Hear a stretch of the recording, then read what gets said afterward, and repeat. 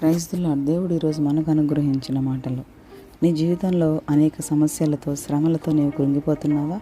అయినప్పటికీ దేవుని యందు విశ్వాసంతో సహనం కలిగి నీ ఆత్మీయ జీవితంలో నీవు ముందుకు సాగుతున్నట్లయితే దేవుడు నీకు ఎప్పటికీ తోడుగా ఉంటాడు. నీ సహనమును సకల జనులకు తెలియజేయమని వాక్యం సెలవిస్తుంది. అది నీవు క్రీస్తుని గురించిన శ్రమల విషయంలో, నీ ఆత్మీయ జీవిత ప్రయాణంలో నీవు పొందే ఇరుకులలోనే తప్ప నిన్ను పాపానికి నడిపించే నీ స్నేహితుల విషయంలో కాదు. పాపానికి దూరంగా పారిపోమని వాక్యం సెలవిస్తుంది కనుక ఆ వాక్యాన్ని నీకు అనుకూలంగా వాడుకోవద్దు. పాపం చేసేవారు నిన్ను పాపంలోనికి నడిపించాలనుకునేవారు నీ చుట్టూ ఉన్నట్లయితే వారిని సరైన దారిలో నడిపించే బాధ్యత దేవుడు నీ మీద ఉంచాడని మర్చిపోకు. కనుక పాపం విషయంలో సహనం కలిగి ఉండక నీ జీవితంలో నీవు పొందుకునే శ్రమలు, నిందలు, అవమానాల విషయంలో సహనం కలిగి నీ సహనం ద్వారా దేవుని యొక్క గొప్పతనాన్ని అనేకులకు తెలియజేస్తూ దేవుని కొరకు అనేకులను సంపాదించు. ఆమేన్.